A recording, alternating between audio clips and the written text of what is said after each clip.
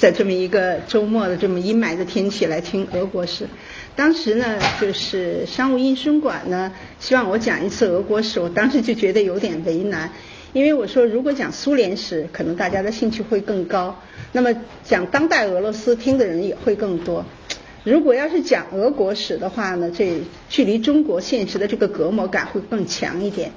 但是因為呢要結合呢這個克里切夫斯基這套書，其實現在這套書在國內的知名度真的不是特別高。80年代的時候就開始翻譯這套書，就是張榮初老師，你們可能拿到這個商務印書館這個書的時候，看到張榮初老師寫的那個序是88年的時候。翻譯的最後這5卷出齊的時候，很多譯者都已經故去了拖了一個很長的時期。但是實際上這套書呢，在俄羅斯的影響還是很大的。所以呢，我想了想，從一個什麼樣的點把這個俄國史能夠拉通。其實呢，如果要是拉通講俄國史，有很多可值得講的地方。你比如說國家主義和無政府主義、集體主義，包括俄羅斯的民族主義，還有呢像他们的轻商抑商傳統，像他们的這種反猶排猶傳統都可以講。但是我覺得總要跟中國的這個關係拉得更近一點的，所以我選擇了一個呢可以說能夠結合點呢，主要講他的民族主義另外也講一講呢現在當代俄羅斯的這種關於歷史教科書和歷史教學方面的一些問題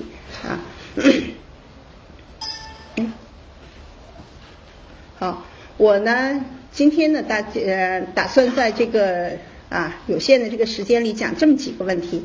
第一個呢講劇變前後的歷史第二個呢講俄羅斯民族主義和它的地緣政治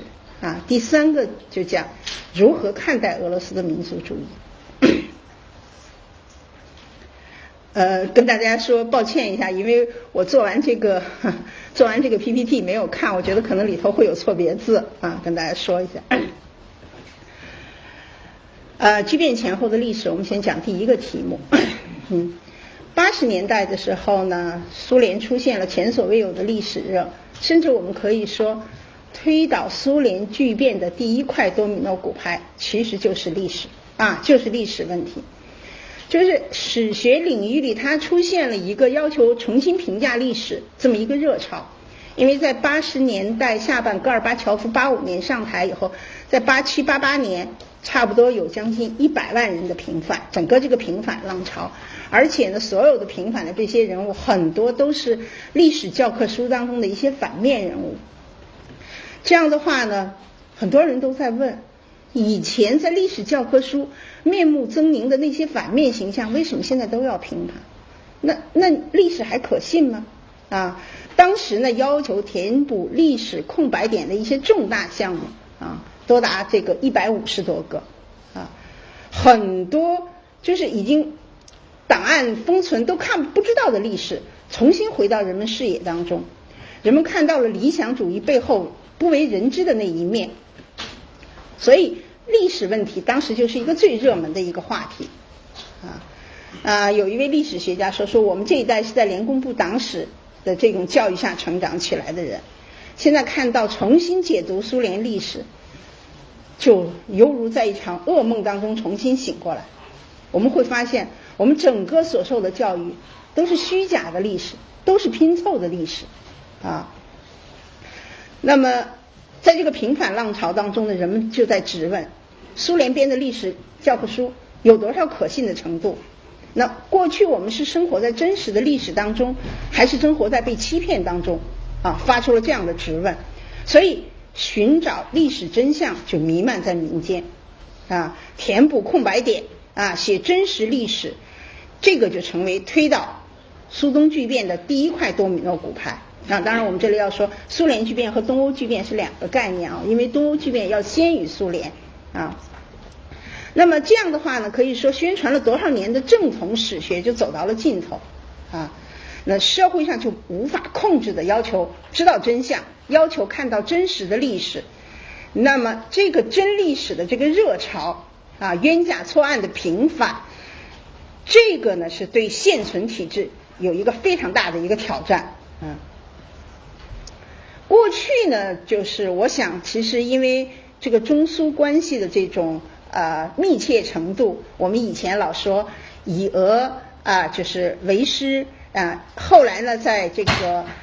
中蘇論戰當中交惡了以後呢，又說以俄為敵，後來我們在改革當中又說以俄為鑑。其實這也就是中國革命建設改革的3部曲。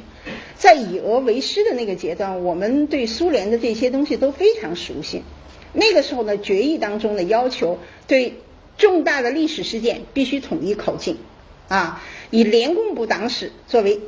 這個歷史的這個書籍的樣板，就是所有的這種大的歷史背景都必須按照5種社會形態，就我們說的原始社会、封建社会、资本主義社会社会主義社会、共產主義依次递進，按照這種模式來去設定。那麼在這種先入為主的這種思想的指導下的話呢，整個世界歷史都是按照這個設定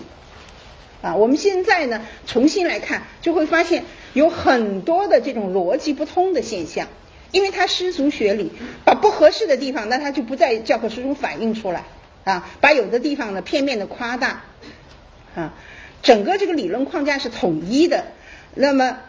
史学家能起的作用就是说，你先有了整个的这个有了答案，史学家唯一能在里面起的作用就是我在那里填注释我在这里给你填补内容，罗列一些历史的史料当时呢他有一个历史教科书专门委员会，就蘇聯時期有這麼一個專門委員會，對所有的歷史問題都定調子都定調子。法國大革命怎麼寫烏克蘭格魯吉亞這些民族問題怎麼談黨內爭論怎麼寫，都有定調子比如說包括說列寧主義是統一的不能有2個列寧，因為劇變以後有人寫過對列寧進行了切割，發現列寧自身的矛盾性就很大那個時候就要求說不能有2個列寧。其實很早斯大林就已經注意到了，斯大林就注意到馬克思主義和列寧主義之間有一個脫節的現象。36年成立社科院哲學所的時候，他就對那些哲學家要求，就是要你們做馬克思主義和列寧主義之間脫節的彌縫現象，你們要把這個邏輯上不順的地方要把它理順要你們就是做這個工作的。所以在這種史學為政治服務的這種狀態下，因為當時整個是一種泛政治化的一種狀態，那麼不惜篡改、編造拼湊所以在當時的這個歷史的這個方法論當中的話呢，就是黨性和客觀性咱們認為是高度統一的。斯大林常說的一句話，只有檔案館裡的老鼠才會去啃檔案，你們要什麼檔案黨性就是最高的這個統一黨性就是最高的指導原則所以呢說黨性和資產階級的什麼科學呀、公正性、客觀性這些偽善的說法都是相對立的他不是說了，就是檔案館老鼠才會。當時的部長會議主席格羅米克甚至說，什麼是歷史學？歷史學就是圓滿的解釋黨的精神，這就是歷史學。其他的多餘的事情不要你們做把歷史學就簡單成這樣那劇變以後，我們說劇變前推倒的第一塊多米諾骨牌就是這個歷史熱。劇變以後呢這個歷史學就遭遇一種尷尬，一種什麼樣的尷尬呢？因為大家知道嚴肅的這個史學研究它有一個滯後性，它不可能說你想要得到什麼樣的真相，這個東西我馬上就能拿得出來。它要第一檔案公布看到檔案要進行研究而且這一種檔案呢是一種比較瑣碎的一些史實，這個史實要架構出整個一套史學理論來說，它更要有一種滯後性。那麼在這種空白之下，以及官方史學缺位的這種狀態下的話呢，地攤文學就填補了這個空白。我那個時候劇變的時候正好在俄羅斯，我當時是在波蘭，但是因為前社會主義這個陣營的這個優惠條件，就是可以免簽所以我去俄羅斯很方便。在那個過程當中，我去了6趟俄羅斯去了6趟俄羅斯，幾乎可以說兩邊的狀況都非常了解。我就看見所有的地鐵站、所有的報廳裡頭，全部都是那種聳人聽聞的這種東西，就是都是那種爆炸性的那種題目，你一看就覺得哎呦好可怕的這些題目，而且呢有些東西是嘩眾取寵，嘩眾取寵。那麼呢，劇變以後的這種狀況的話呢，它可以說是在90年代末達到一個高峰啊，达到一個高峰。然后隨後以後的話呢，普京上台以後，因為社會整合和民族主義的需要的話，這個浪潮它就可以又開始落下來，開始回落，像蘇聯時期這個方向又開始擺動。那麼到現在，在莫斯科大劇院對面的那個馬克思的那個大街上，現在還立着馬克思的那個雕像，旁邊還寫着列寧是馬克思主義學說最忠誠的繼承者啊，還是這樣寫着。但是呢，蘇聯也有不同的看法，包括我們知道諾貝爾文學獎的獲得者索尔仁尼琴索尔仁尼琴就認為，他說斯大林領導下出現的一切的醜惡現象，不但可以追隨到這個列寧的源頭，而且呢，列寧把一黨的利益和權力奉為第一原則，他是奠基者，就是論原罪來說的話呢，列寧的這個原罪要比斯大林還要大這是一種說法。當然這個國家圖書館以前我們都知道列寧命名的列寧国家圖書館，現在改名了叫托斯托耶夫斯基，以托斯托耶夫斯基命名的国家圖書館，这改名了。但是大部分以列宁命名的東西並沒有改包括就列寧的雕像存在的也是很多，遠東地區和中小城市一直都還保留。我是2008年到遠東去了一趟，因為每次去以前都是去歐俄，很少去遠東。到遠東去的時候，發現到處都是列寧像，而且還看到有一些這種中國的旅遊者在那帶着導遊在那指着列寧的像，列寧有一個揮手前進，就列寧的那個是向社會主義前進這麼一個揮手的一個像。導遊跟他們介紹的時候，因為是中國導遊，說你看列寧在說什麼，我站在旁邊聽，很多人都在說列寧告訴他是五柄，因為其實我不打麻将，我不明白这個列寧這樣的一個手勢，我說這個中國導遊都這麼解釋，但是因為中國人打麻將是明白這個手勢的所以一方面人們說我們要改變歷史是勝利者的歷史，因為現在以前的歷史都是就是我們說的這個成者為王敗為寇嘛，敗為寇這種狀態下的，所以記憶都是勝利者的這個記憶。那我們要改變這種狀況要把真實的包括被國家迫害的這個歷史，我們要把它呈現出來。我是10月份的時候又去了一趟俄羅斯，而且還專門去了這個古拉格群島，現在還唯一保留的在這個烏拉爾河畔的這個皮爾姆還去了那裡那裡有很多人就告訴我們說，以前的這些歷史裡你根本看不到人們所付出的這個代價我們要把這些歷史也要表達出來說過去的蘇聯的研究它不是追求客觀性而是這種氣勢洶洶的唯我獨尊的這種黨性出發那麼當時呢，人們对整個蘇聯的這種否定的話呢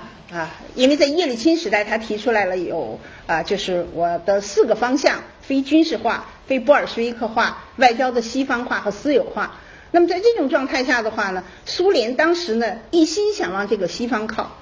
西方當時呢就覺得蘇聯這個超級大國取消了意識形態的這個冷戰也結束了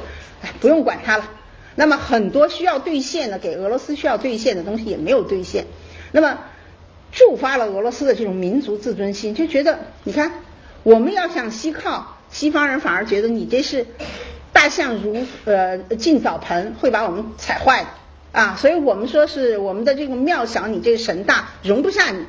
不接納這個當時的整個這個俄羅斯的向西靠。那這種狀態下的反而就觸發了一個俄羅斯的整個的一个民族心的一个反彈。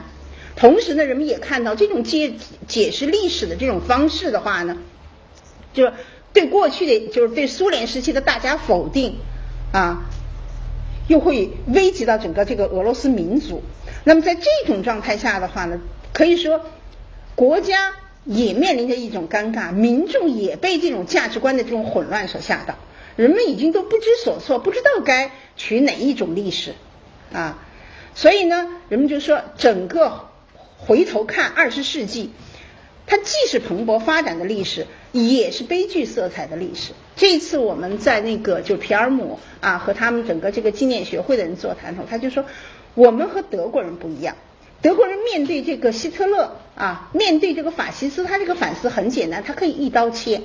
他沒有中間的灰色地帶，他黑的就是黑的，白的就是白的。所以他們可以做到很徹底的反思。他说我們就很难啊，我们就很难啊。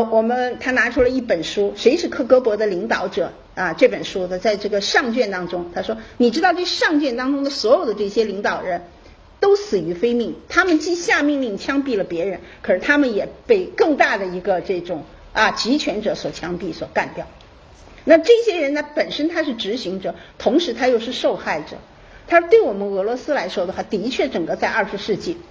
他也是最民族自信心最爆棚的時候，同時也是我們這個民族少數民族受到打壓最厲害的時候。在這種狀態下，你很難一刀切。他說那些領導人本身又是受害者，他們在槍斃別人的時候，他們也去視察幼兒園，也去關心工人的生活。像這種混沌狀態，你沒法一刀切沒法一刀切。他说这是俄羅斯現在面臨的一個最大的一個問題。整個在這個20世紀，俄羅斯面對了4段歷史存在國家制度這方面，從君主制、資產階級民主共和制、蘇維埃制度到總統議會制，每一段都是不同價值的翻轉。你知道這一個世紀100年就這麼翻轉了幾十次，所以俄國人就覺得這個翻轉太大，這個價值。俄國人呢又是這種否定的又非常徹底，說我們每一次就像這個烙煎餅一樣的，把上面的這個東西好不容易建立成長出來的文化的話呢，一鏟子下去，啪一下全翻到底下，然後又從一個平面上又重新建，沒多久再一下去再翻過來。說這樣的話呢，這個民族的積累就太少那這樣顛來倒去每次的這個價值觀這種顛來倒去的話呢，人們就不知所措。而且呢，蘇聯還有一個非常大的呢，就是地名往往以人名來命名。這個地名改的之混亂，蘇聯時期全部把沙俄的這些去掉了，全部改成蘇聯時期的這些歷史人物。蘇聯垮台以後呢，又改回去，然後這個改來改去，這個地名改的之混亂包括對歷史的這種評價。你整個這種100年面臨了這麼多次的那什麼，所以俄國人總說的一句話，我們從原點出發，又回到了原點，等於這100年幹什麼了？瞎忙活了等你現在看杜馬裡頭討論的問題，跟這個20世紀初討論的問題一樣還是私有制的問題法治建設的問題公民社會的這個在當時呢，沙皇時期國家杜馬都已經在討論這些問題了。現在看國家杜馬仍然討論的這些問題，人們就有一種坐在那個杜馬講壇裡，我在那翻那些書，我在那看，我說他們有沒有恍惚感？連我都有一種恍惚感，我都覺得這100年就跟沒有一樣的連我都有這種。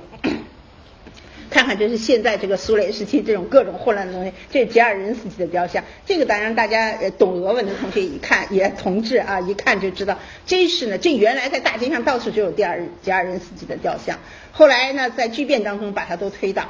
了現在這是莫斯科警察局裡頭還有吉爾任斯基的雕像。原來在盧比揚卡的那個都已經推倒了，是從克格勃是從那古拉格群島裡拿來的一個大石頭放在那裡。後來呢，俄羅斯治安，尤其莫斯科治安差的時候，很多人還在討論要不要讓吉爾任斯基重回盧比揚卡因為吉爾任斯基是這種真正的這種鐵拳的一個象徵這吉爾任斯基現在他把它移在了這個警察局裡面這就是這個從古拉格群島搬來的這一塊大石頭這個大石頭其實離這裡100米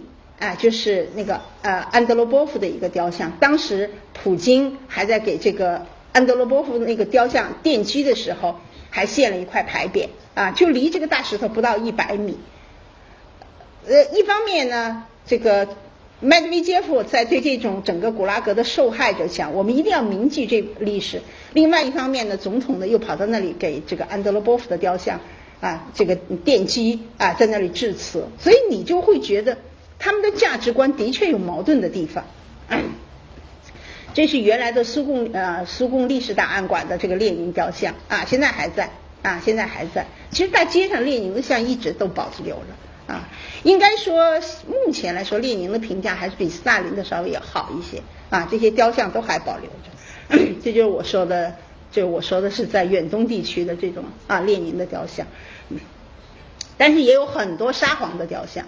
沙皇的雕像，这也是比較奇怪的。我們国內当然拍這種清宫劇拍这种帝王将相劇也是一大熱點，但是街上你很少能看到這個沙皇的像和蘇聯時期的這個領袖人物的雕像並存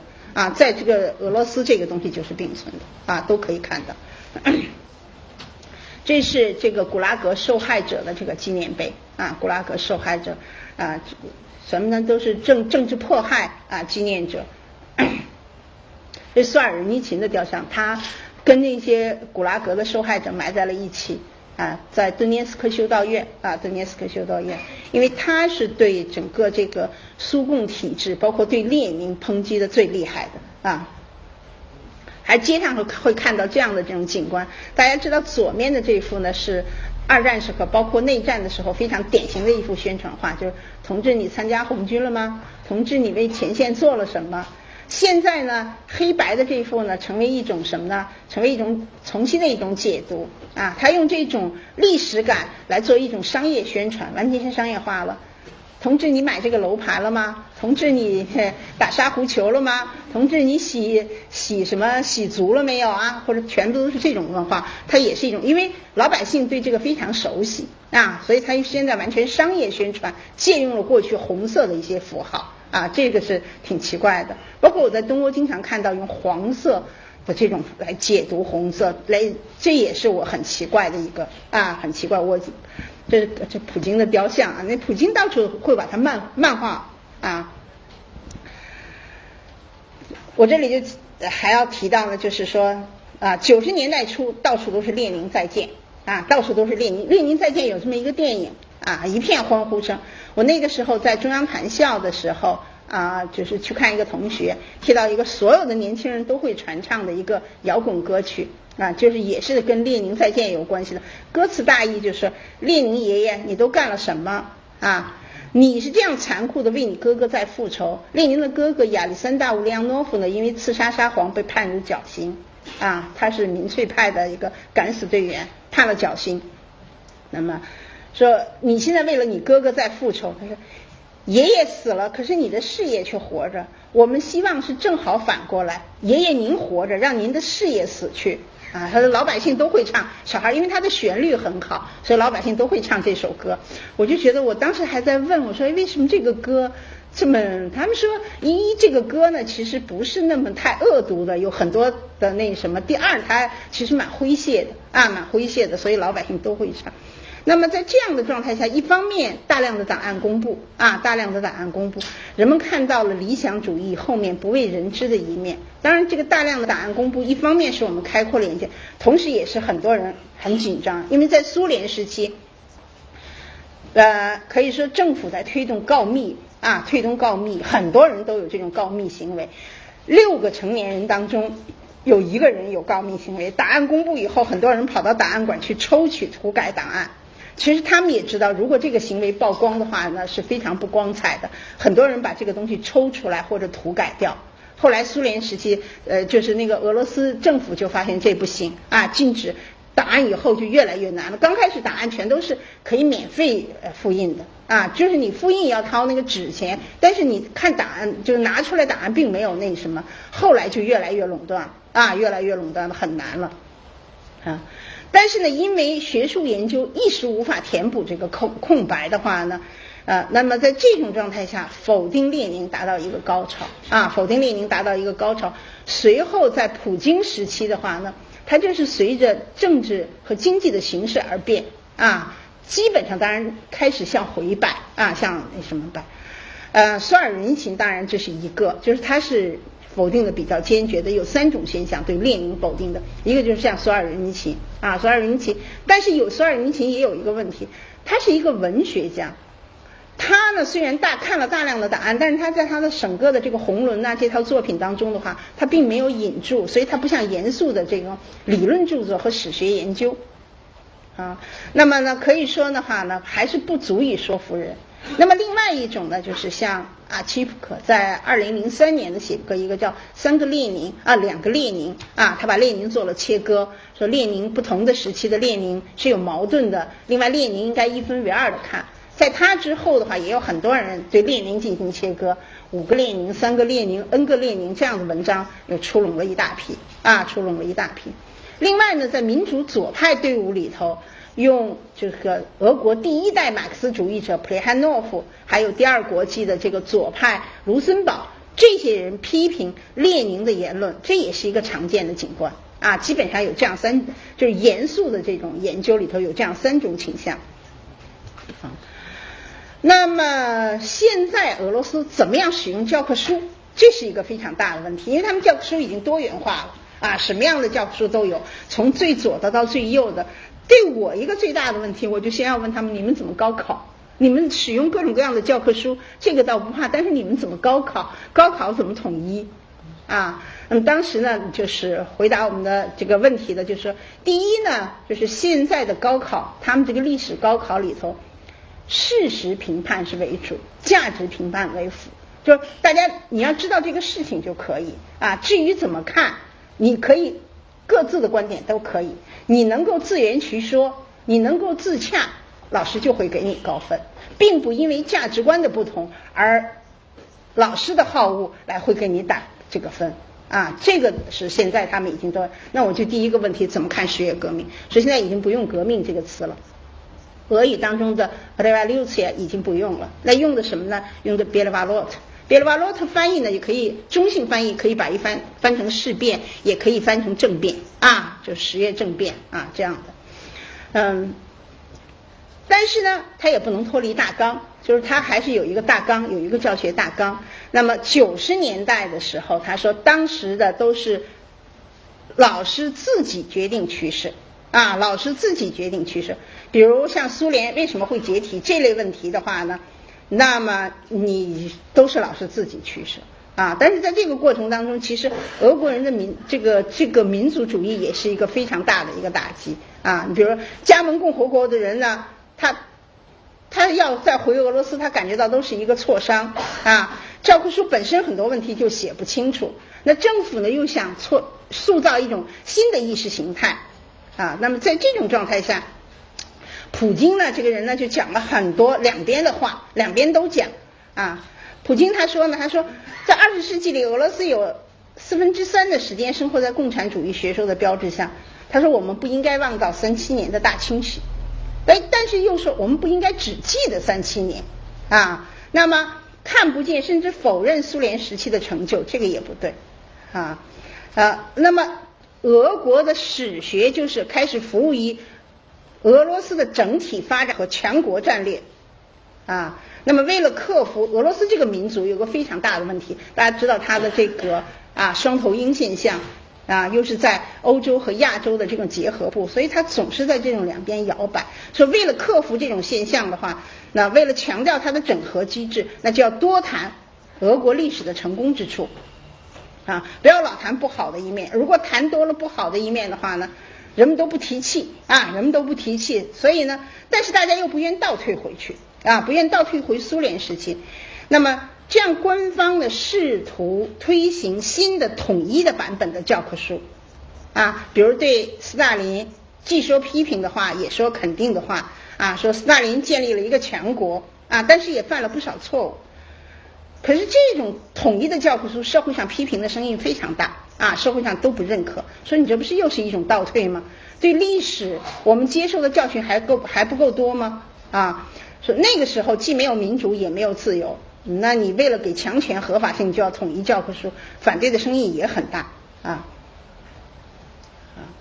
其實呢，当然这种混亂的思潮對孩子們已經造成了一些影響。我看到他們那個徵文當中孩子們寫的各種徵文當中都可以看到，有的孩子也說斯大林就是一個有效的管理者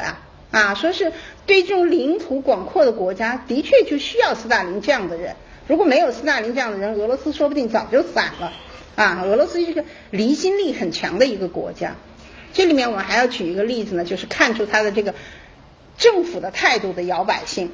2009年5月15號的時候呢，當時呢那個時候還是總統麥德韋傑夫他簽署了一個549號總統令，這個總統令就是說要成立一個什麼樣的委員會，這個委員會叫與篡改歷史、損害俄羅斯利益的企圖做鬥爭的俄國聯邦總統直屬委員会。這名字很長在俄語當中竟是复句很長的一个这个委员会。他的这个成立这个意图就是说，我们要建立一个统一的口径来写这个历史不能够由大家随心所欲的再这样来写了。但是我就刚才说了，批评的人很多而且实践證明，通過設立這樣的官方委員會來搞歷史學術研究的話，其實收效也很小因此當時這個報道出來以後，我們官方史學其實還為之歡呼，給中央寫報告說，你看俄羅斯對他們過去的那種辦法都已經後悔了，他們現在要成立這樣委員會，重新要統一口徑。但是2年以後，不到2年，在2011年上半年，總統委員會的這個辦公廳主任伊萬諾夫又宣布撤銷了這個委員會。其實就可以說，這個委員會就沒有展開工作又把它撤銷了。現在史學家們達成一個最低的共識點，就是我們在什麼方面可以找到一些共同點呢？就是說，不能回歸到思想統一的老路上去，不能在過去泛政治化的那種狀態下做史學我們既不為上我們就是為史料就是要為真。所以呢，現在觀點和方法的多元，這個是任何一門學科發展的一個首要的條件對立的圖書現在在俄羅斯都可以出版應該說這本身他們認為這就是歷史的一大進步。俄羅斯人認為呢，歷史可以幫助確定民族的這種歷史屬性解釋為什麼會發生這些巨大的這種歷史事件，來指明俄羅斯今後的這種發展方向。但有兩個因素對現在史學研究很大，一個是檔案的大量公布另外一個就是蘇聯們這些同行們、史學家們和國外的交流增多使他們的眼界開闊。到2012年夏天的時候呢，這個總理麥德韋傑夫呢又和史學家會面史學家會面的時候，他談了想法他說其實10月革命以前我們就有過這種民間的歷史學會雖然它叫皇家歷史學會，其實這是一個民間學會。他說這個存在了幾十年，出版了大量的書他說後來到了蘇聯時期，我們的所有的這種教科書、這種史學書都是官方欽定的，都是官方組織的，在黨的嚴密的控制下的。因此我們需要成立民間的組織所以呢，在2012年成立了蘇聯歷史學會這個民間組織那這樣的話呢，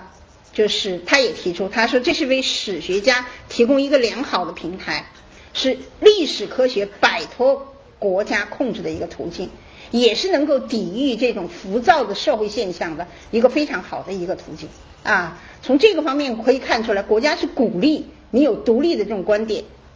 就是你完全可以，只要你的這種講法講得有道理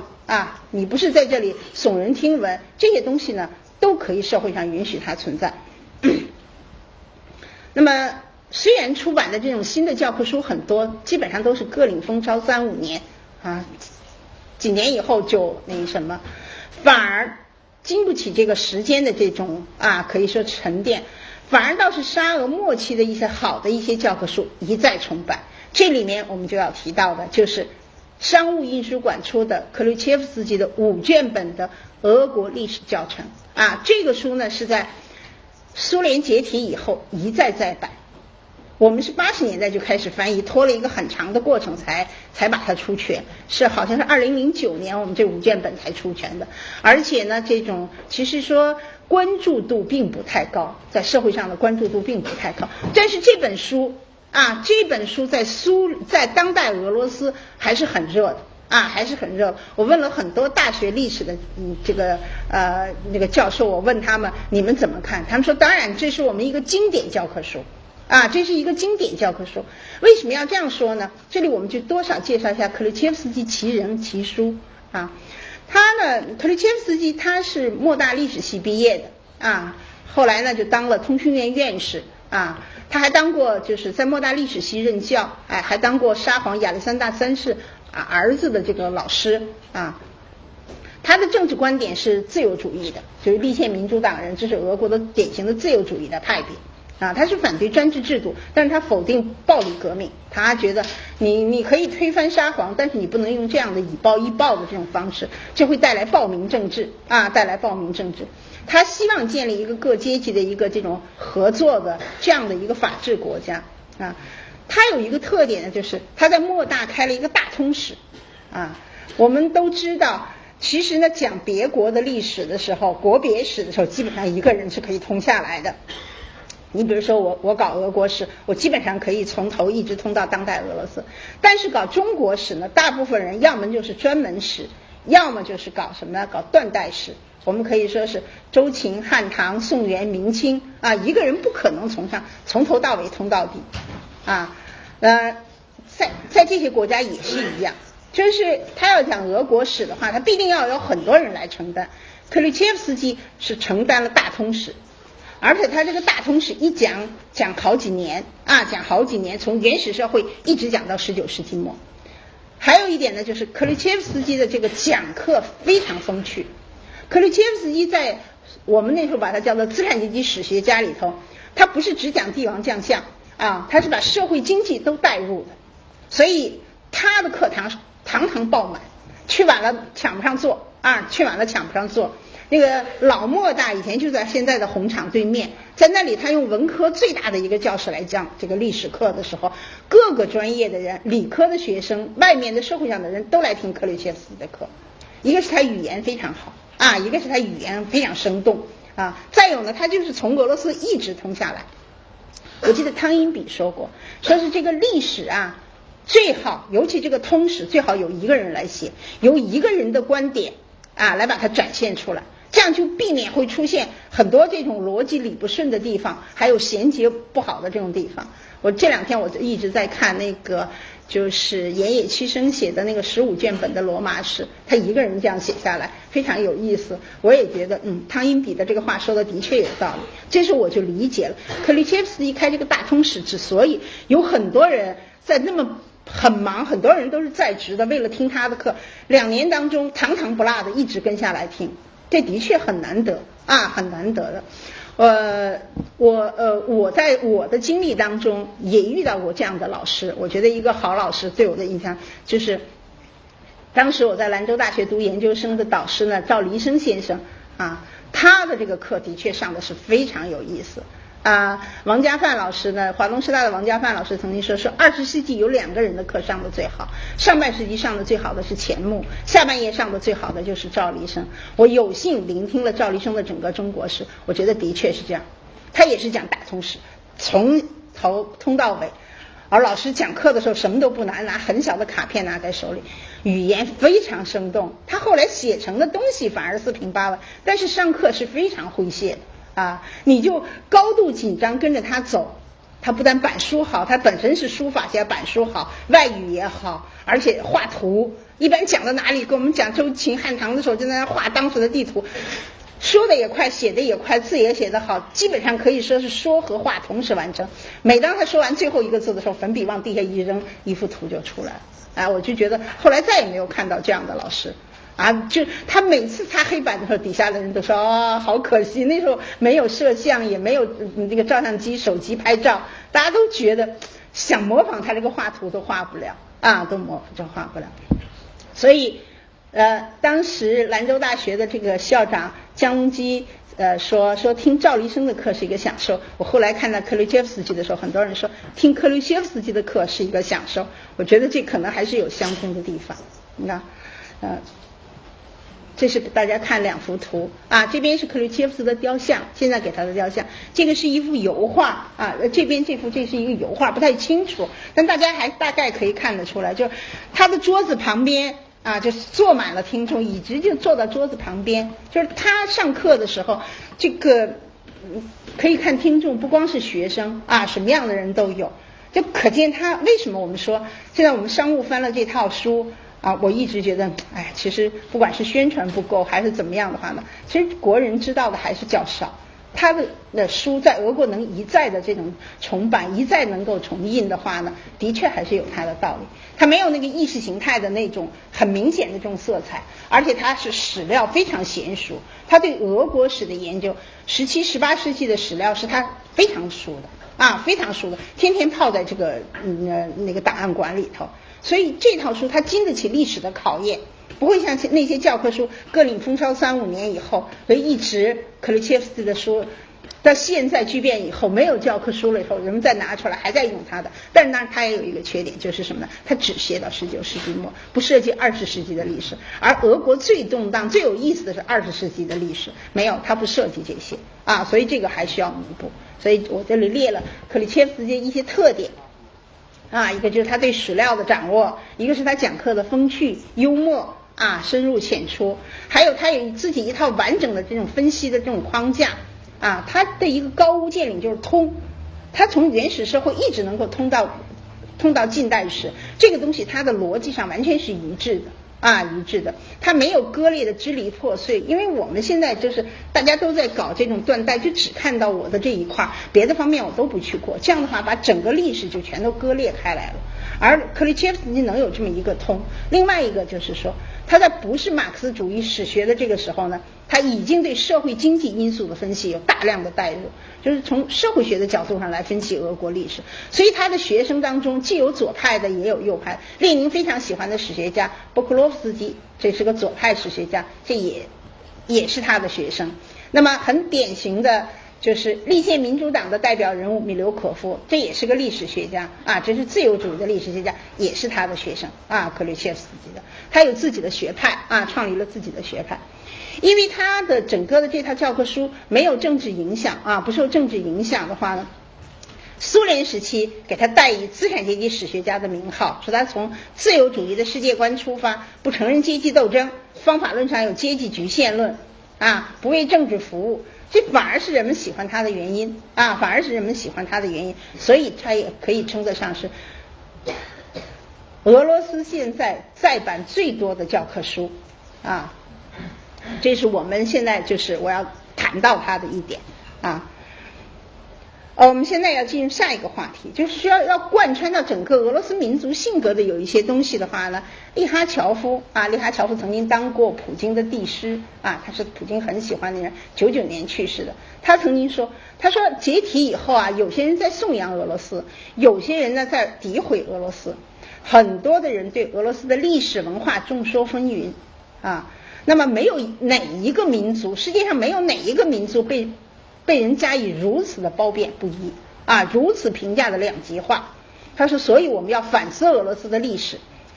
判明目前造成這種悲劇的真正原因隱藏在俄羅斯民族性格的哪些特點裡這有一個錯別字我都看見了。他說，所以俄羅斯人民要為自己負責的權利和力量不要把一切都推給前人我的這種就像說發展的不好，我們都說這責任都是沙皇的，或者推給外国人。因為蘇聯時期老說我們生活在一個敵对包圍的環境當中，我們所有的一切的不好就是我們的敌人太多不要推給前人，不要推給外国人。他提到，他说俄羅斯民族性格当中一個最顯著的特點就是愛走極端俄羅斯住在這樣一個遼闊的環境當中呢，他的豪爽是他的特點。但是這個特點也決定了俄羅斯民族的這種極端性格，往往在兩端之間，國家主義和無政府主義、集體主義、個人主義之间，往往在兩极之間震盪。俄羅斯人把它叫做秋千效应就是這個張力太大，老在這個兩邊所以呢這也是俄羅斯歷史上發生了很多偶然事件的原因那以赛亞·柏林也認為，他說俄羅斯這個民族比起其他的民族有更多的民族自戀，有強烈的米塞亞就大家都知道是猶太教裡的這種屠油，就是如果那個上帝選中你，他會拿着一杯油從這個臉上額頭上這樣倒下來，那就是上帝選中的子民，天降大任以斯人的這個民族。那俄國民族呢，很多人就有這種米塞亞情節看看這是那個以赛亞柏林對，我說錯了，這是利哈喬夫，柏林那是在乎，这是利哈乔夫啊，利哈喬夫在我们国内也翻了过，出了他的2卷本的書，叫《俄羅斯思考》啊，俄羅斯思考。你看，2006年還給他出了一套郵票，這個啊，好，我們講第二個問題，俄羅斯民族主義和它的地緣政治啊，我就覺得要找一個切入點講整個俄國史，我覺得最典型的談談它的民族主義。俄國是一個領土性的國家啊，有人說哪個國家不是領土性的國家？歐洲有一半的國家是城市性的國家啊，城市性的國家和領土性的國家有一個很大的區別。像古希臘啊，古希臘的這些都是城邦啊，都是城邦，它是城市性的國家。就說古希臘沒有雅典啊，沒有雅典城就沒有雅典啊，沒有羅馬城就沒有羅馬帝國。但俄羅斯不一樣，俄羅斯沒有莫斯科可以有彼得堡，可以再建一個。凡是領土型的國家，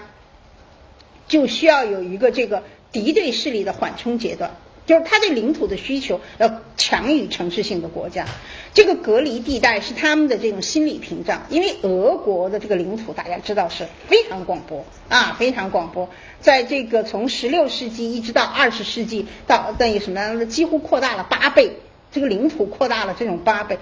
那麼這個地理構成和俄羅斯的民族性格呢成正相關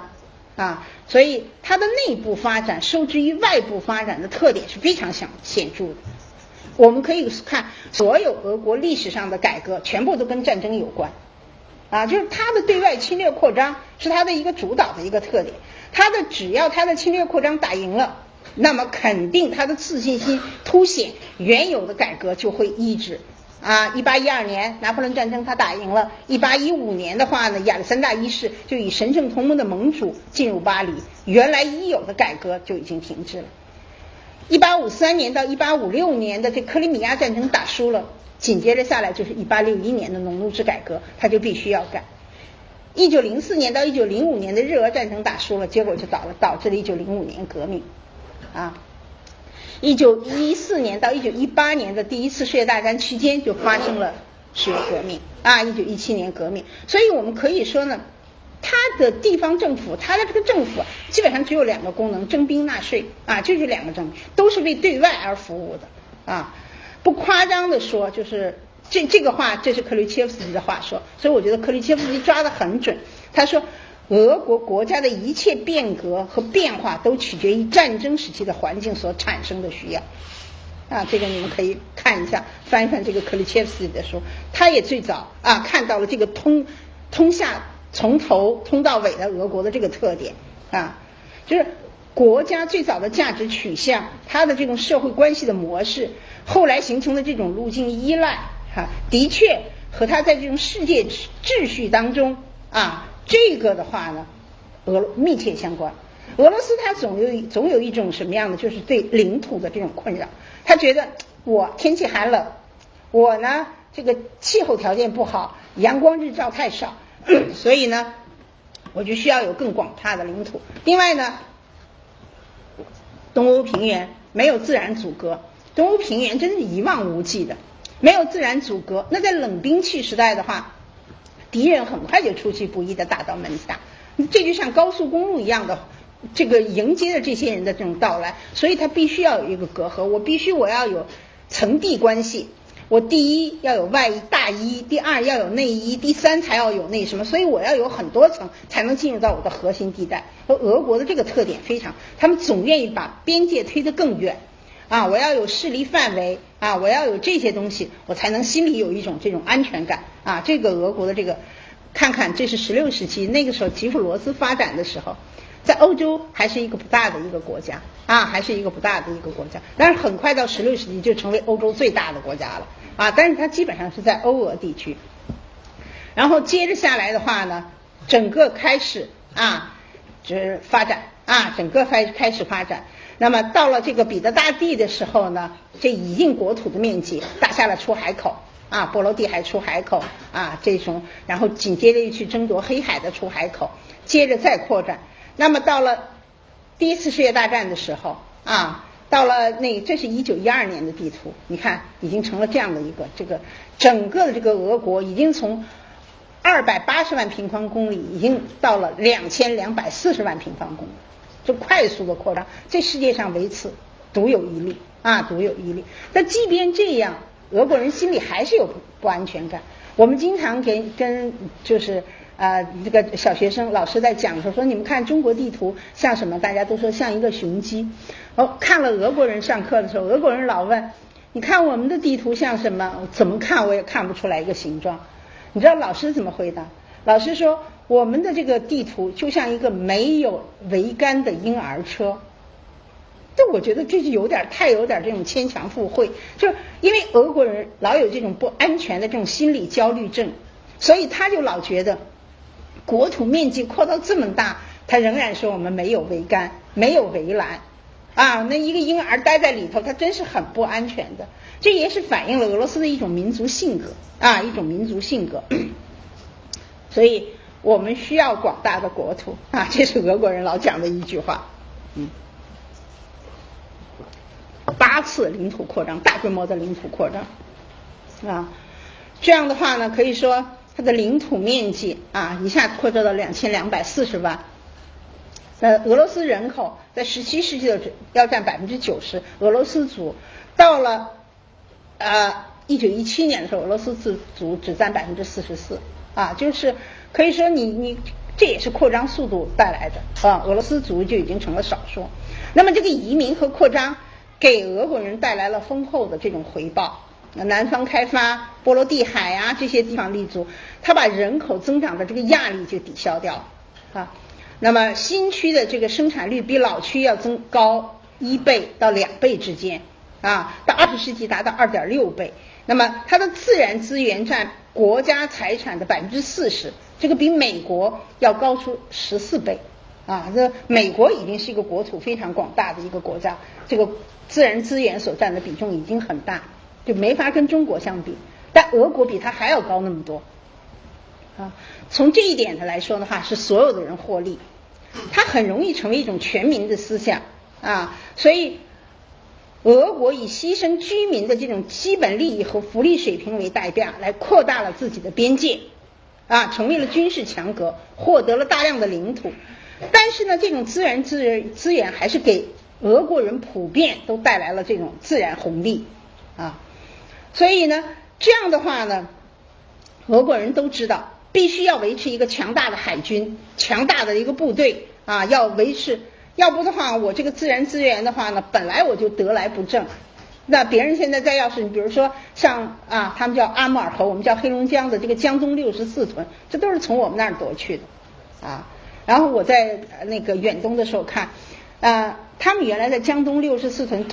就是整個屠村，把那些所有的那些那个就是居民全部就趕在這個黑龍江裡面啊。那麼我在俄國看到他們的解說是什麼呢？他們說遠處對面，中國對面在殺教民啊，我們為了幫助教民，因為他們有很多這種義和團的團旗啊什麼的，就是他對歷史的解說完全是另外一樣的啊。那俄國人就因為說我們的自然環境和其他國家比，我們是後娘，因為它天氣冷，所以俄國有幾個這個條件我覺得嚴重的不匹配。一個它非常大，再有一個它很冷啊，毛澤東特別不喜歡俄羅斯，每次去的時候都覺得這個俄國太冷，所以在兩邊交惡要打仗的時候，他還一再跟蘇聯人說，我對你們的領土沒要求，你們那邊太冷，我們不會到你們那兒去的啊，他老說這樣的話啊。那麼因此俄國人覺得我們需要大面積來彌補這種環境的惡劣啊，而且我們農業勞動時間不足，因為它日照時間很短，現在像這個天氣啊，比下午2點天就黑，就是幾乎可以在彼得堡的時候，在冬天的時候大早上起来車就要開燈啊，就是日照很短，但是它到了白晝的時候呢，又太陽不落山，幾乎你可以覺得一直到晚上好像剛剛有一點暗，一會兒太陽又升起來了。這個日照時間短其實對人的影響是非常大的，我想大家受這種霧霾天都會覺得心情很不爽。的確要是豔陽天的話，大家都會覺得心曠神怡。在俄羅斯過這個冬天是非常難熬的啊，非常難熬的，沒有到那兒去，我一直沒有這樣深切的感受。所以以前我就老覺得這個俄國人酗酒，這實在是不可理解，到處街上都看到這種醉鬼。後來在那兒過了冬天以後，我就覺得可以理解的一點是什麼呢？因為男性的壽命很短，大部分都跟酗酒有關。他這個漫漫長夜只有5個月的這個勞動期，過了這個5個月，你這個漫漫的長夜，你不酗酒，如果再沒有點什麼其他的娛樂的，的確很難過啊。冬天的確很難過。所以你看，俄羅斯滿大街的都是酗酒。俄羅斯的很多政策都是跟凡是禁酒的沙皇也好，領導人也好，幾乎都沒有好下場。啊，幾乎都沒有好下。戈尔巴喬夫民間裡的這段子就說，誰讓他禁酒來的？他6次禁酒，他都禁不了嘛。那個時候，在這個蘇聯街頭買酒的排的隊之長啊，很多人不耐煩的都說，哎呀，這個隊實在排不下去了，要跑到克里姆林宮去把這個戈爾巴喬夫殺掉。過了一會兒，這個人又回來了，別人問殺了沒有，那邊排隊的人都說沒有，那邊排隊的人比這邊還長。那就可見是什麼呢？就是說這個酒啊，在俄羅斯啊，vodka 這個詞啊，在俄羅斯人們說它是個政治詞彙，它不是一個一般的名詞啊。對酒的這個需要量，如果你僅僅從這個酒單純來看，你看不出來。但是你要在那裡有這個過了這個冬天的人來說，你覺得沒有酒這個冬天會更難過啊，會更難過啊。所以俄國人老說我們對領土有很大的需求啊，对很大的需求。我覺得這種說法是不負責任的。為什麼呢？沙漠裡的人也可以說，北歐的人也可以這樣說，所有的人都這樣說的話，大家都在那什麼。歷史学家，俄國的歷史学家米罗諾夫就說這種觀點就是抵消了啊，他这有錯別字，抵消了人和制度所有应該負起來的責任啊。你現在就說我們這種天氣，我們天然就需要更大的領土，他說這是不對的啊，這是不对的。這種軍事目的，因為不斷擴張的這種軍事目的，給俄國社會留下了這種過於明顯的這種深刻。就烏拉爾山脈，你從那兒坐火車，我們那個時候留學的時候都是坐火車，雖然山脈，但是它的坡度很平緩，其實你感覺不到。包括俄國的在整個這個亞洲地區的這些河流非常壯觀，但是它構成不了這種天堑，沒有辦法就是說你很難逾越，它很平緩啊，它屬於那種平原河流，水流也非常緩慢啊，這個反而更適應航行。所以的話呢，這是沒有辦法提供防禦能力啊。所以在前工業時代的話，民族大遷徙基本上都騷擾了歐俄地區啊，都這樣的話呢，就國家的空曠和一望無際，給俄國人總覺得別人在覬覦他的領土。我們現在老說，哎呀，中美關係多麼糟糕，多麼糟糕。其實歷史上給中國帶來傷害最深的，以及現在關係真正難處的，一個就是日本，一個就是俄羅斯啊，一個就是俄羅斯。美国倒是真的没有这种有直接的这种对中国的这種利益的这種傷害。這是我們最後要講的這種話題啊，就是因為它沒有這種自然分割，它的領土得來的又很容易。那麼這樣的話呢，它有屢次遭到侵略的這種記憶啊，他在剛剛國家興起的時候，民族記憶當中頭，那時候他處在弱小的時候，他也是經常挨打的啊，經常挨打的。所以這樣的話，是俄羅斯這個民族很容易把帝國光榮啊和敵對包圍，把這兩個因素結合起來啊，就是這個領土既是他的驕傲，也是他的包袱。他擴展了這麼大的領土，自然資源增加。它的經濟活動可以從莫斯科，可以從歐俄地區向其他地盤轉移，這樣靠不斷的稀釋城市地帶的這種發展模式呢，也減緩了它的這種現代化和近代化的步伐。包括現在，它主要是能源依賴型啊，武器出口型。現在俄國仍然是這兩個支柱，所有的人都知道它的工業結構必須要調整，如果不調整的話，能源遇到問題的話，俄國就會是一個非常大的一個麻煩。但是因為它這個能源來得太便利了，誰也不願意費那個勁，只要這個油門一加大，這個票子嘩啦嘩啦的就進來了，出口啊換外匯啊，這東西很簡單。所以到現在這個結構調整仍然是俄國致命的一個弱點。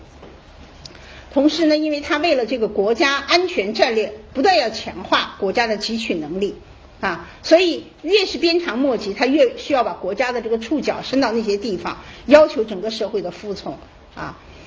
這也就加大了俄國這個國家對國土的這種需要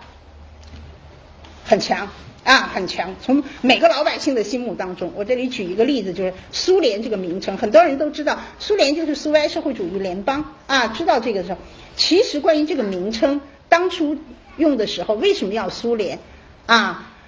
就是因為那個時候本來還有點想歐聯就是歐洲社會主義聯邦，很多人都說那還有其他國家可以加入呢。約沙俄時期所有侵略我們的領土都歸還中國，我們大家那個時候都特別歡呼，不是我們大家，我們的上一輩了，就是在20年代的時候，那個時候北大搞過一個調查59%的人都認為蘇聯的這個模式是我們理想的因為他已經看在民族上可以這樣平等的對待我們，準備把它歸還給我們。實際上用列寧在私底下的話說，那也不過就是說說而已，也不就是一紙決議。因為在我們還要弱小的時候，我們需要做到更多的同盟者，但一旦我們強大的時候，這些東西可以就不算數。所以卡拉哈宣言從來都沒有兌現過那俄國人呢，地理這麼廣博，但是他的人口嚴重的不匹配就是大自然難以征服，一方面出現了分離的原則，另一方面也催生了統一的原則。就俄國人這個覺得這個國家太容易散了，所以要有很強的這種，就是他的無政府主義和國家主義在俄國同樣都有市場，他有各種各樣的這種焦慮症，這層面也是。俄國的第二個特點就是它的冷我剛才已經提到，它的歷史文化和東歐平原的自然環境的密切關係，就是它寒冷，平均溫度在0度以下的這個地區佔全國%的這種面積在80%到90%，就是它只有16%的在北極圈內那麼這樣的話呢，用這個克里切夫斯基引用當時16世紀一個話說，就氣候對社會的影響也是決定性也是決定性的。59%的土地在這個永久凍土地帶，無霜期只有5個月所以俄國人的這個勞動什麼都是這種爆發性的，他可以把1年的活在5個月幹完，然後在剩下的這個時間裡沒有活幹無所事事，所以他的惰性也是同樣出名的。為什麼說利哈喬夫說他的性格在兩頭尖，他在幹活的時候你會覺得他很有這種持久性和爆發性，但是在他惰性的時候他也是超過其他民族的，跟他這個氣候條件有關跟他只種一季只種一季所以克里切夫斯基就說歷史上沒有任何一個民族善於像俄國這樣緊張而強化的勞動，也沒有任何一個民族像俄國這樣不善於循序漸進持之以恆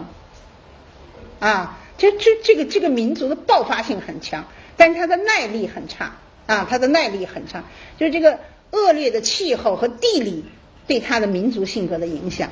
還有一個就是它勞動力太少它勞動力大，它1平方公里8個人1平方公里8個人平均下來，日本1平方公里是384人，像北京北京好像1平方公里是2000人，在中心地帶是1平方公里是4萬人。你可以想象他這8個人，你在整個遠東的話呢，你從這個西伯利亞大鐵路過來的話呢，不見到人的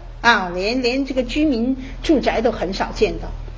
所以它的民用航空在蘇聯時期就是最發達的，因為它版圖太遼闊，隨便到哪兒去，它沒有硬座沒有硬座，所有的都是臥鋪。我們那個時候經常坐火車的時候，一上來我們就覺得俄羅斯好所有的怎麼都是臥鋪呢？俄國人說一坐就是好幾天的，你能坐下去嗎？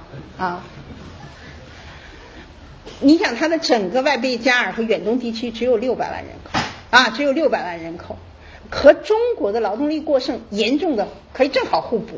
按理說的話，我覺得那正好了，中國是勞動力過剩國家，它是勞動力稀缺國家，這不是正好嗎？但是俄國人呢，實際上對中國人的這種警惕性是非常高的，所以遠東的這種首長遠東的行政長官全部都是排華的，全部都是仇華的，因為他恰好知道這種互補性，他就認為中國人就像打釘子，只要進來一個就會呼呼啦啦帶進一大幫，所以他對朝鮮人對日本人都沒有那麼強。最近剛剛出台了，是今年才剛出台的開發遠東的一個戰略，長遠戰略，主要他說有350萬的這種勞動缺口，但是唯獨對中國人高度警惕高度警惕，說中國人可以給韓國人打工，也可以跟日本人打工，但是不能以中國人為主導，那中國人就會賴着不走啊，他们这一点來說的話，人口少，而且呢酗酒率相關的事故，男性的這種死亡率是女性的4倍，所以我們又把俄國叫一個祖母國家，又把它叫一個母親國家啊，就是女性的壽命比男性要長15年，到處你都可以看到是女性。就老太太國家，我們都覺得那個時候，我覺得那個就是空姐，在國內我們會老覺得叫空姐，在俄羅斯的航班上，你就會覺得叫大媽，全都是大媽，胖大媽，列車上全都是那樣的啊，全都是那種勞動人口匱乏是它其實困擾它了整個這1000年啊，整個這1000年。沙皇時期，俄國的那個土地銀行是不貸款的。他只問你土地上有多少勞動人手，你土地上沒有勞動人手，那土地是沒有用的，因為它可以拋荒嘛。所以我說這正好跟中國相反，中國這土地多值錢啊，俄國那個土地是沒有使用價。所以普京的這個國情咨文和麥德韋傑夫重點上台都在談人口問題啊，現在俄國是在人口逐漸減少，尤其是俄羅斯族。2005年1年就減少了74萬，等於每天就要減少這個2000人。那麼這樣的減少下去的話呢，就估計到2050年的時候，它的人口從現在的1.44億要減少到1億啊。所以那學者們都說俄羅斯正在死亡啊。民族研究所的所長甚至說，為了避免俄羅斯這個主體的死亡，現在發出叫保種運動，大家都回家生孩子。我們剛剛放鬆了2胎化，也知道這個人口。現在俄羅斯所有的人都在為這種人口減少支招啊，就因為俄國人也是城市人口也不愛生孩子，這就生2胎一次發放性的盧布是25萬盧布啊，約合就是9200美元啊，二胎家庭每個月還可以領300多美元的這種補助。還有相關住房和交通補助，然後產假從3年延長到7年啊！你的這個你10個孩子以上，那就就是英雄母親，國家要頒發的。有的地方專門開始就無子女稅，如果你不生孩子，那你就多交一份稅啊。我們是生孩子，生多了，張藝謀這超生你要交稅，他們是無子女你要交稅，你生的越多越好。我們可以看得出來啊，這就是他的人口問題非常突出。所以俄國人，有1/3的他是就是這種就是未婚女性的這個俄國人也不歧視啊，只要這個社區有天丁進口，都是整個社區的大喜事，他不歧視這種單身母親。所以這很多人都是那樣，就是說是不知道爹是誰，但是要個孩子啊，要個孩子啊，那麼這是我們講了俄國的這種大冷少的這種地理條件帶來的給他的這個民族性格，還有就是地緣政治帶來的導致他的雙頭鷹情結啊，他地處歐亞，他的文化形態上本身就是分裂的，建築、文字、宗教啊、王族聯姻啊，包括音樂、舞蹈，這些都是面向歐洲啊，就是他的上層。但是他在就是1240年到1480年被蒙古人入侵了240年。所以带来的稅收，帶來的軍隊，包括他的這種國家的這種專制集權制度，以及這一系列方面的話，義地制度啊，一戰就是道路啊，這些東西都是蒙古人從東方帶去的啊。所以呢，在很多方面呢，它又帶有很濃厚的亞細亞色彩，所以它就像一個文化鐘擺，一直在東西兩邊這種擺動啊，就文化上有一種歸屬感，這既不是歐洲，也不是亞洲啊。或者在身份認定上，它有一個難以取捨。人們就說它的雙頭鷹，它的國徽就是雙頭鷹。雙頭鷹原來是羅馬軍旗啊，現在就變成了就是說既向東方又向西方啊，西方。所以19世紀的時候，俄國就為它的發展道路就爭論過，到底是西方派還是斯拉夫派？斯拉夫派就本土派、傳統文化派，一直爭論啊，以及後來又盛行什麼歐亞主義。2月革命以後說向西擺，10月革命又向東擺，叫東方社會主義，都反映出它的地緣政治、社會制度、文化選擇上的一種困境啊，反映出它沒有核心的東西啊，沒有核心的這個凝聚力，它這個相互認同不足，就以前的李大使啊，李鳳林大使，他有一次国际会議說俄羅斯不是东西，大家都一愣，你怎麼在这种國際场合講這樣的話呢？他就說既不是東也不是西啊，既不靠東也不靠西。那麼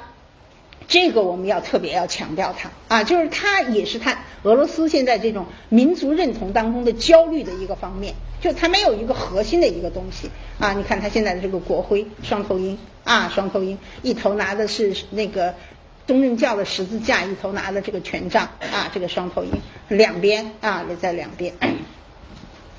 第三，我們講如何看待當前的俄國民族主義啊。因為蘇聯解體啊，苏聯解體，這個叶利欽的國家收縮，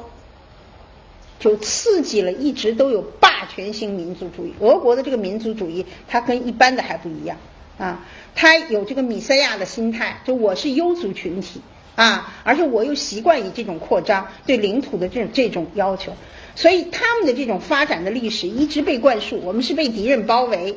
啊，但是在巨變的當中，他又一直在平底鍋裡爬行啊，經濟長期徘徊不前。那麼在這種狀態下的話呢，還有2500萬俄羅斯人一轉眼發現自己在國外成了外國的居民。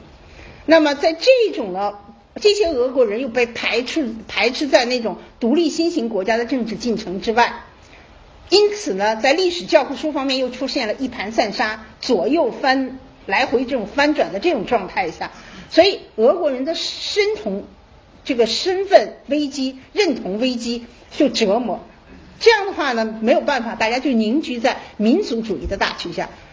共產主義的大旗凝聚不了了啊，這個意識形態的大旗空場了。那麼這個時候呢，民族主義快速崛起。就俄羅斯不高興，以前因為我們出了一本《中國不高興》，俄國的朋友就跟我說：“嗨，這有什麼可稀奇的？我們就是沒有這麼一本書。但是你到俄國的書店看，這種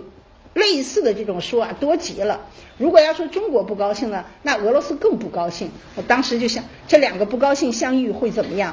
這個龍和熊如果能夠相碰的話，會是一種什麼樣的一個狀態啊？”那麼所以呢，俄共自民黨統一俄羅斯各種政治勢力都在瓜分民族主義的遺產啊。曾經一個政府部長也叫米羅諾夫，波利斯米羅諾夫，他說如果俄國民族主義就是法西斯，那麼我就是法西斯啊，居然把這個公開的說，政府的部長就這麼說啊。所以在民族主義的煽動下的俄國就像一個肝火很旺的憤青啊，就是他有很多的這種無名火，不知道撒向哪裡啊，不知道向哪裡要出去。那麼這樣的話呢，可以說俄羅斯民族主義這個靈魂在蘇聯這個軀體當中滅亡以後，現在在民眾當中有復活。本來呢我們向西靠，現在西方人反而不買賬。那普京現在的做法就是與其為友不如為敵，我要是為友的話，你根本沒把我當一回事，我要是為敵的話，你還高看我一眼。這是你可以看普京所有的外交政策，他考慮的是國內民众的反應，考慮他在国際上的这個俄羅斯所占的這個地位，包括他處理什麼敘利亞問題一系列的問題，你都可以看得出來，他非常需要贏得國內的這種掌聲啊。你美國說誰流氓國家，俄羅斯第一個就飛到那裡去了，表示我對你這個世界警察絕不買賬啊。這種導向性的話，其實一方面他把外部妖魔化啊，另外一方面呢，大家都在搶奪民族主義的這個資源。你看看，這是丘加諾夫，俄共的領導人，也是不倒翁了，當了好多年了。这也是現在是俄共唯一跟蘇共有一個變化，一方面張揚民族主義，另外一方面張揚東正教，其他沒有變化。日里諾夫斯基這也是個很狂妄的民族主義，就是那種出言不遜的這樣的這種民族主義，這都是比較典型的一些代表。這是我在遠東拍到的，在珍寶島那個時候兩邊打仗的時候我們這邊對面是黑河我們已經房地產開發已經建得很不錯了，蘇聯這邊的碉堡仍然存在因為我學俄語就是那個年代，當時為了要儲備民間的俄語人才，所以真的要中蘇要打仗，看樣子這個仗不是短期內的，部隊的在培訓，但是部隊不夠，民間還要儲存，所以我們當時學了很多戰地用語，還到部隊上去教戰士啊，有6句典型的话去教戰士，都是什麼交槍不殺呀，怎麼的這些，從來沒有想到過，如果我被俘虜了怎麼辦？怎麼回答？教給戰士的全是這些啊。在2008年的時候拍的時候，這些碉堡都還在，底下的暗堡沒有讓我們下去，底下的暗堡非常多啊，非常多。那麼還有一個呢，就是蘇聯解體的反作用力啊，給這個民族主義的反作用力，就是89年的時候，在戈爾巴喬夫的時候，他就表現出一種低姿態討好歐洲啊，但是歐洲並沒有張開雙臂來迎接他啊，迎接這個北極熊。冷戰以來的意識形態這種差異和西方的這種傲慢，西後他們老認為呢，這個歐洲人有一種这種老貴族的这種滿意欲，很自私啊，很自私。這個呢，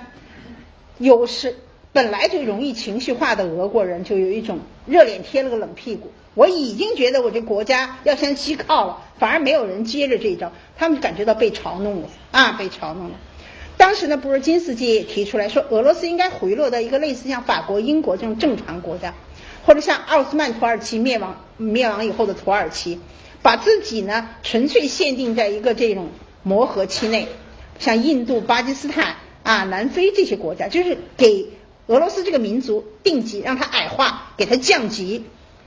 這個說法一出來以後，整個俄羅斯民族當中的一片譁然的反彈。啊，就潛意識裡，後來我們就覺得，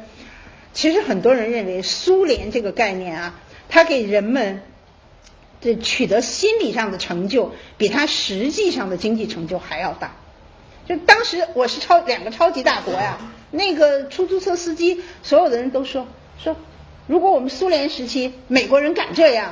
啊，他們總覺得這現在整個這個叶利钦時代的這個民族矮化有一個反彈啊，民族的反彈。這是很多解體以後很多人都感覺到了這一點啊，就是那麼這個民族主義在很大程度上它也迎合了這種失落掉大國帝國光榮的這種的自豪的俄羅斯的不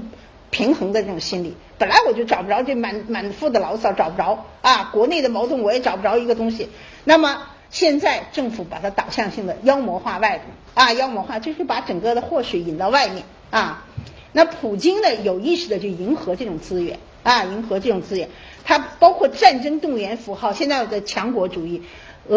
普京非常愛用的一個詞叫西里尼，就是強的意思，強力強大啊，這種都用這個詞，他也是強力部門出來的人啊，用這個來整合這個民族自豪感、愛國主義，像這些東西的話呢，象徵性的符號是普京最常使用的。他的這種焦慮症啊，第一個就是我剛才說的，他的身份認同的焦慮症，就是長期以來他們認為他們已經解決了歷史定位問題了，民族發展方向這些都是剩下的金光大道往下走就是了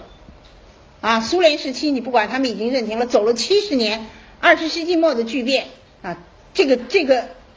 民族身份的認定遭到了否定。當時蘇聯這個民族共同體還沒有建立起來啊，那麼這種自我認同現在戛然而止啊！原來呢，以莫斯科、以俄羅斯為中心的這個族裔呢，紛紛的脫離啊，那個俄國再次出現向何處去的這種選擇，就是他走到一個十字路口，這個歷史困惑又提上了問題。那從地理上來說的話，他按理說他向西的認同高於向東的這個認同，但是向西人家又不接着。啊，人家又不接着，人說你們不屬於，他們也發現了，我們到了2等國，我們就成了跟屁蟲，沒有發言權，沒有自己的東西，西方的東西我們拿過來都用的話，怎麼凸顯我們的民族價值？所以他的這種尷尬的境地就使得他很難又再往西看啊。那麼遼闊的國土和他的內部的建設啊，這些東西西方也不認同他。那鮑威爾就說，原來的美國國務卿就說俄國是一個一直在尋找自我的民族，他尋找民族性的歸屬和身份認同，恐怕在一個時期內正在選擇和試錯時期，還沒找定方向啊，還沒有落定到在哪裡。作為民族識別的代碼，恐怕要不斷的這種，現在就強調俄羅斯特殊啊，俄羅斯特殊啊，所以這個呢，加強它的民族凝聚力，特殊的文化基因。啊，特殊的國學啊，特殊的把這個作為文化，作為一個框啊，這個東西的話呢，這樣導致的一個負面的影響就加劇了它的排他性加剧了它。我們中國留學生在那裡經常挨打，和我們的這種華商華僑在那裡的地位很低，对，非常糟。我們老覺得兩國的關係領導特別好，其實恰好是两國關係好的，恰好是華商華僑的這種關係最糟糕清理貨櫃就沒有下文，就是商人的貨櫃在那裡沒收了以後，根本就也沒有返還，也沒有說你違規了什麼哪一條，在這些方面的話呢，其實是非常糟糕的向何處去的焦慮、選擇的焦慮和它的安全焦慮其實我剛才也已經基本上談到了這一點，就每一次十字路口它面臨的這種選擇方向上，在依據什麼理論來做出定位的命題都會凸顯。那麼現在俄羅斯怎麼看待它的獨特性，怎麼看待和西方的差異，它的發展道路、歷史選擇，這些問題在俄國都会有很多的爭論它的那個西方派和斯拉夫派在150年後，我們覺得这個爭論還沒結果還沒有結果，就可見它的這種兩邊張力之大，選擇這個分歧之大，定位之難包括它的發展速度的不均衡性、跳躍性，這些都被會歸納為缺乏選擇性主導的俄羅斯猜想現在俄羅斯選擇要強大，因為他們覺得世界上只尊重強國，二等國的角色呢，让我們看慣了这种人情冷暖、世態炎涼，那麼稱強做大就現在是成為一個，但是稱強做大並不能說你的方向你朝哪個方向發展所以現在他們提出來說，我們做一個體面的大國普京的全部的言行都是圍繞着這麼一個圍繞這麼一個主線另外它是一個安全焦慮症的國家，這我剛才談的就是自然資源的一望無際的東歐大平原和冷兵器時代的這種侵略的記憶，包括蒙古240年的統治，久而久之呢，積澱成了一個整個民族對安全需求度特別高的一個地帶。我們在這個黑瞎子島劃界的時候，我們外交部收到了很多人在罵中國，然後呢問俄羅斯的朋友說你們怎麼樣認為這次劃界問題你們是他們說我們的罵的聲音比你們還要大，那邊罵俄羅斯外交部軟骨頭的更多覺得俄國民族歷來在領土上是寸土必爭的怎麼在後來這些問題上大大的吃了虧我們中國人這邊認為是中國吃了虧，那邊俄羅斯反而這樣所以他們一直這種領土推到這種相對的安全地帶，所以現在烏克蘭的問題為什麼這麼高度敏感？烏克蘭本身在這個在這個認同上也是有這種東西之間兩邊的，西邊的波蘭、西邊的歐洲在瞪着烏克蘭，這邊的東邊的俄羅斯又在瞪，所以加劇了現在這個烏克蘭现在的這種狀況。其實呢，俄國呢在民族問題上是很多人容易犯糊塗的少有清醒者。那如果有出來這樣的聲音，很快就被板磚拍死了，一堆的人就會罵那麼這樣產生的另外一個特點就是俄國又是一個非常敏感的國家，它需要別國承認它的大國地位，它需要別人尊重它的後蘇聯空間，他老認為後蘇聯這是我的勢力範圍，你不能染指。我們去跟哈薩克要簽這個石油的協議的話呢，最後其實拿到的還是俄羅斯的他就覺得對這個行為就非常不高興。你為什麼要繞開俄羅斯？我們覺得我們是面對的另外一個國家那麼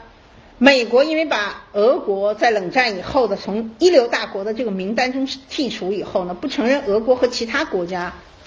之間有什麼勢力範圍，不承認這一點，這就造成了兩國思維之間的這種矛盾所在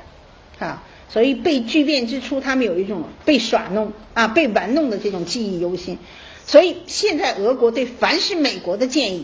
都會說不都說 no， 那我不是出於別的我也要跟你那什麼。他們看不慣美國這種決定世界體系所以美國人指責說俄羅斯你現在民主倒退這種趨勢，俄國人也對這一點反駁說你不能施加你的價值觀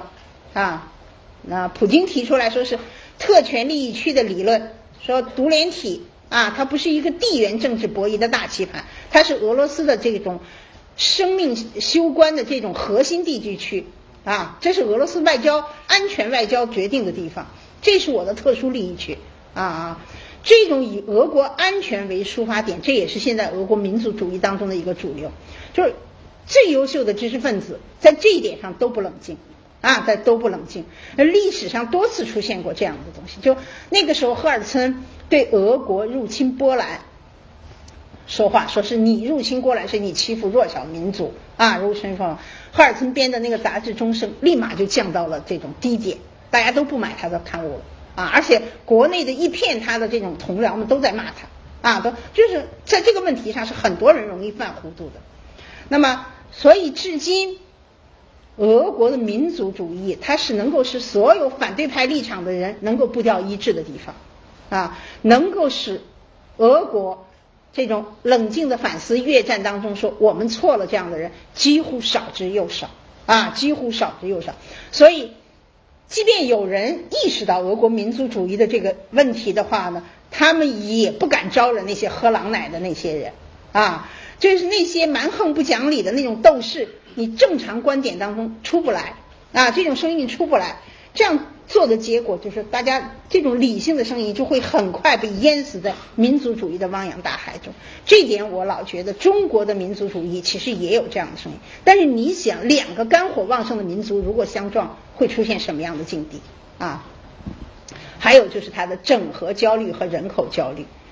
整合焦慮就刚才我也談到它制度選擇的這個問題。叶利欽想按西方的模式打造，但是他的這種改革經濟改革的艱難歷程和他對這種全球化普世價值的懷疑把私有化當中的這種錯誤他認為是這就是西方經濟模式這種結果對俄國造成了傷害所以呢就是俄國特殊論的一方面现在又是盛嚣尘上的一種理論他們說现在這個民主化私有化代表着各自為政法治呢代表着繁琐這些物欲橫流，市場經濟代表着物欲橫流，就愿望和现實之間的落差使得所有人都有一種集體焦慮症集體焦慮症。那麼普京現在的國家整合理論有意無意的又回到了19世紀的国家學派。国家學派當時就強調就是說俄國鞭長莫及，俄國需要中央集權，俄國需要一個強大的國家，否則這個國家就散了這個國家就散了，這是當時國家理論的一個核心。現在普京基本上還是依重的這些東西，就是自然地理條件這種蒼茫無形100多個民族的組合，一散不一合的這種形式。所以我們必須要國家主義必須要國家主義，需要強大的中央集權國家是歷史發展的主體和動力國家是超階級的結構能夠調節社會關係但實際上呢在劇變當初因為國家對社會的入侵侵入到每一個人，國家在劇變以後撤出來以後沒有辦法填補這個空白，黑社會又進去黑社會又進去，反而現在觸發了很多人一種就是說還是覺得需要有政府需要有政府，說政府的強力比黑社会可能還要好。现在就这种各种混雜的東西的話呢，就會很容易擾亂人們的這種視線性。另外還有它的極端性和它的民族主義盛行，就是它的這種激進主義大行其道大行其道。其實激進主義在革命的年代是它的一個主要東西，然後在劇變以後呢落入到低谷。但是現在激進主義依托民族主義，在民族主義上又再度復活，你到處都會看見不高興的俄羅斯人媒體坊間裡拿這個西方開涮和美國抬槓這都是老百姓的熱門話題俄國人自我總結說也許對外國人來說不是敵人就可能成為朋友，但是對俄國人來說不是朋友就是敵人，就是他把這個畫的这樣明確。現在呢，這個年輕人非常欣賞民粹主義的那段話，就是誰不和我們站在一起，誰就是反對我們，誰反對我們，那就是敵人，就應該予以消滅這民粹派的這種是當時革命依托的一個口號。那麼現在有民粹主義又以它來這種來識別敵人那麼這樣的民族性格，就像利哈喬說的，他的這種欠妥協強烈狂熱絕對一切，要麼就是全部要麼就是全都沒有那麼這樣的話呢就成為一種集體潛意識成為一種集體潛意識。所以現在的這種青年組織啊，他這種青年組織，不管他親莫斯科、親克里姆林宮還是反克里姆林宮，都非常堅決啊，都是一種激进的方式表現。很多年輕人啊都是这种的，就是因为普京也支持这種說法，普京有時候時不时的還用點黑社會的語言啊，這樣的話呢，他一方面是耍酷，另外一方面是爭取年輕人的選票。普京也明確說，強硬的政權是國家秩序的保障和這種這個秩序之源。按西方的原則和親西方政權建立的國家，你就不能再享受我們兄弟式的這种天然气的優惠啊！原來給烏克蘭的這種優惠，最便宜的時候，那個時候給烏克蘭$50啊，現在賣到$200多啊，就是你只能按市場價來啊。所以現在俄國有1萬多的這種光頭黨，其實注冊的這個人數並不多，但是它能量非常大，而且很多人都是這樣的，惹不起躲得起，就不去招惹这些人，他特別橫，就是那種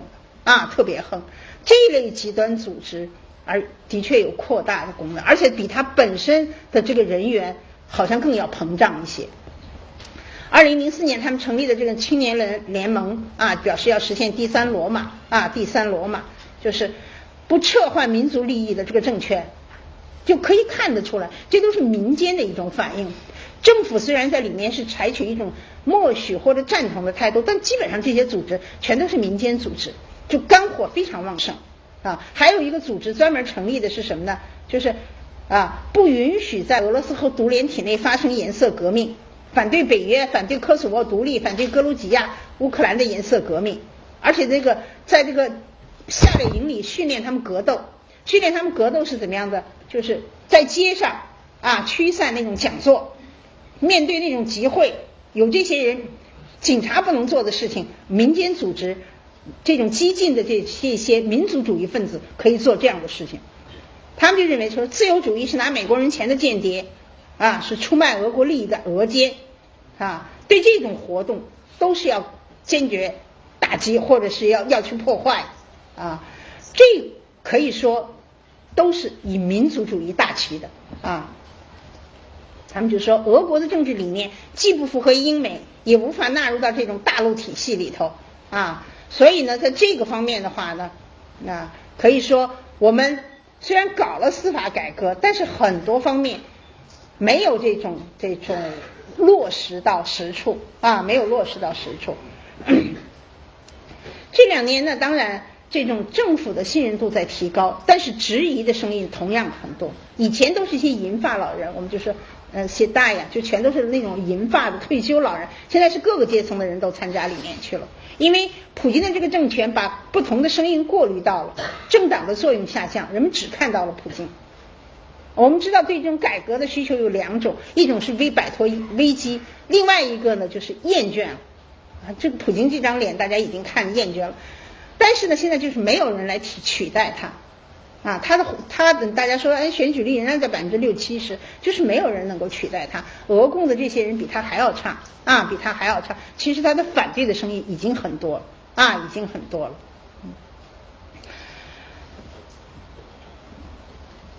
就是我主要是想留下一些时间给大家提問互動提問互動。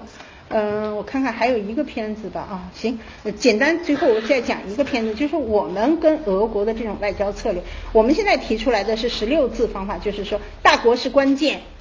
周邊是首要，發展中國家是基礎，國際組織是平台。這裡面俄羅斯占了3項我們從這裡可以看了，俄羅斯又是周邊，又是大國，又是國際組織的重要成員，可以說是俄羅斯和中國的關係是重中之重那麼上面很好但是底下的問題非常多底下的俄國你別看是這樣的，其實它是一種實際利益的需要。現在呢，我們在他那裡去挽救他的這個軍工要就是一個大單，另外對他能源的需求。其實俄國以前對我們這個能源還是不是那麼撒手的，但是因為現在页岩气革命像這種美國的页岩气革命，俄國覺得與其端着的話，還不如趕快賣給中國。包括武器，以前生產線的圖紙給印度人都不給中國人，現在他突然想明白了，我呢趕快研發，我有錢趕快研發，我第4代的這個戰機賣給你，我趕快研發第5代，等你的第4代普及了以後，我的第5代就已經研发出来了，這是大的訂單。所以呢，雙方都有一種互相的這種需求。我可以承認你的政治制度，你可以在利益上給我很大的这种变化，這是目前現在這種中俄關係的一個主調。我呢現在主要是，其實當然還有內容，但是不展開了。好，那我今天先講到這裡。